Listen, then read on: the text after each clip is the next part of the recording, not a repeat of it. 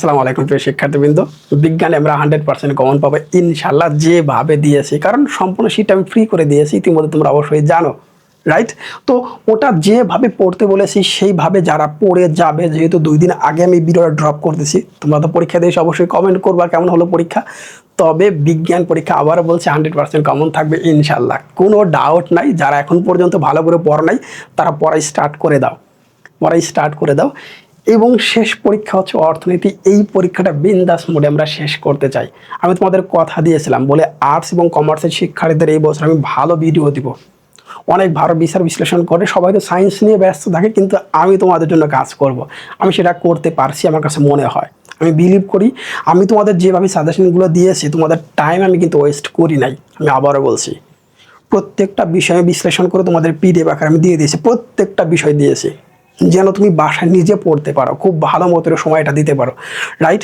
আজকেও তার ব্যত্যয় ঘটবে না। আজকে আমরা স্পেশাল কিছু দিতে চাই এবং ফ্রি করে দিচ্ছি এই সাজেশনটি একবার সম্পূর্ণ। আমি যা পেইড ভার্সনে দিয়েছিলাম সেম ভার্সনটা তোমার জন্য ফ্রিতে দিয়ে দিচ্ছি।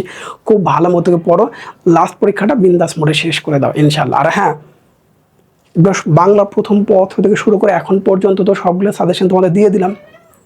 পরবর্তী ব্যাচ যারা আসবে তাদের উদ্দেশ্যে কিছু একটা লিখে যাও, কমেন্টে কিছু একটা লিখে দিও, যেন ওরা ইন্সপায়ার হয়, বলে হ্যাঁ এখানে আসলে কিছু একটা অন্তত পাওয়া যাবে। কারণ তোমাদের কথা দিয়েছিলাম বলে তোমাদের আমি সাজেশন দিব। কমার্স এবং আর্টসদের আমি নিরাশ করিনি, আলহামদুলিল্লাহ। তো চলো আজকে মূল অংশটুকু দেখি। এখানে আমরা প্রথম যে কাজটা করবো সেটা হচ্ছে, দেখো, অর্থনীতির অংশে যে বিষয়টা আমাদের সবার আগে জানা প্রয়োজন সেটা হচ্ছে, দেখো এখানে পেইড ভার্সনের যে সাজেশনটি আছে মাত্র 8টি করে সৃজনশীল 4টা অধ্যায় থেকে, 8টা করে সৃজনশীল 4টা অধ্যায় থেকে, সর্বোচ্চ 10টা সৃজনশীল, রাইট? এখানে দেখো যে কাজটা আমি করেছি, তোমরা দেখলে এই ব্যাপারটা বুঝতে পারবা। সেটা হচ্ছে, দেখো এইখানে সৃজনশীল অংশে কোন অংশটুকু পড়তে হবে, এই অংশটুকু তোমাদের একটু দেখে দিচ্ছি। দেখো কীরকম। আমি প্রথমে শুরু করি 3য় অধ্যায় থেকে, কারণ এই অধ্যায়ে 2টি সৃজনশীল প্রশ্ন আসবে।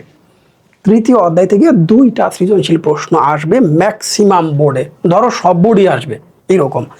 তাহলে 3য় অধ্যায় 2টি সৃজনশীল প্রশ্ন যদি আসে, কোন অংশগুলো নিয়ে বা কোন টপিকগুলো নিয়ে সৃজনশীল প্রশ্ন হবে সেটা আমি শুরুতেই লিখে দিই।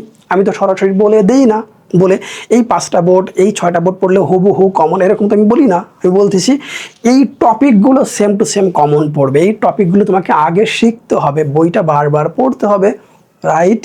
ওকে।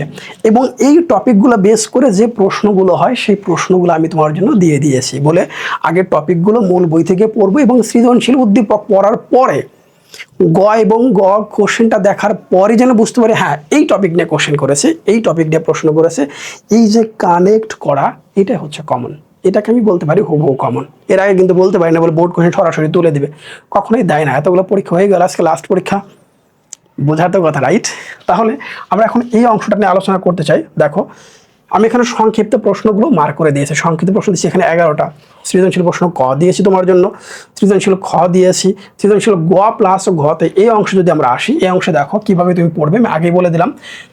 ঢাকা, চট্টগ্রাম, সিলেট বোর্ডের যে কোশ্চেনটা এখানে দেখতে পাচ্ছ, এই কোশ্চেনে দেখতে পাচ্ছি 25 সালের এই কোশ্চেনটা, এবং 10 বোর্ড 24-এর কোশ্চেনটা, ঢাকা বোর্ড এবং কুমিল্লা বোর্ড 23, ঢাকা এবং কুমিল্লা 2022। এই প্রশ্নগুলো উপরে যে টপিকগুলো লিখে দিলাম ওই টপিকগুলো বেস করে আসছে। তাহলে উপর টপিকগুলো যদি আমি পড়ার পরে এই সৃজনশীল প্রশ্ন সঙ্গে সঙ্গে পড়ার পরে দেখলাম আমার ঘ প্লাস হচ্ছে ঘ, এই সবগুলো টপিক আমি ইতিমধ্যে জানি, কারণ উপরের অংশ আমি পড়ে আসছি। এটাই হচ্ছে ম্যাজিক। এটা তোমাকে অনেকে দেয় না, কিন্তু আমি দিচ্ছি আলহামদুলিল্লাহ। ওকে, তো এটা করে ফেলবো। এরপরে যাবো হচ্ছে 10ম অধ্যায়। 10ম অধ্যায় আমাদের কি আছে সেটা আমি একটু দেখি। দেখো 10ম অধ্যায় যে বিষয়গুলো আছে সেটা এখানে সেম অংশগুলো লিখে দিয়েছি প্রত্যেকটার ক্ষেত্রে।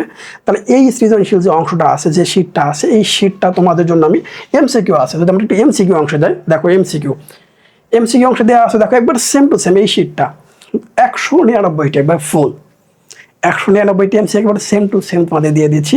এবং তোমরা অবশ্যই জানো বলে আমাদের পরীক্ষায় কিন্তু 3 টাইপের কোশ্চেন থাকে, একটা জ্ঞানমূলক, একটা হচ্ছে অনুধাবন, জ্ঞানমূলক, বহুপদ এবং উদ্দীপক নির্ভর 3 টাইপের এমসিকিউ থাকে।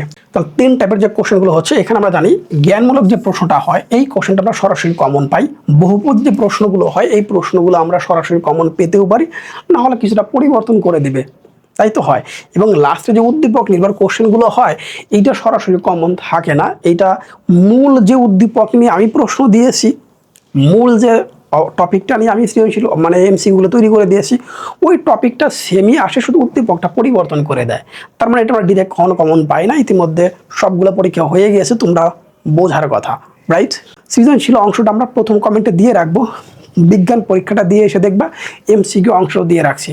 যদি কারো বিজ্ঞান পড়াটা হয়ে যায়, আমার কাছে মনে হয় না বিজ্ঞান পড়াটা তোমাদের হয়ে যাবে, তোমাদের বিজ্ঞান নিয়েই ব্যস্ত থাকা উচিত, তারপরে আমি আগেই দিয়ে রাখতেছি। যদি কেউ চাও এখন পড়ে রাখতে পারো, কোনো টেনশন নাই। অনেক ভালো থাকো, হ্যাঁ ভালো ভালো কমেন্ট কিন্তু অবশ্যই করবা। আসসালামু আলাইকুম।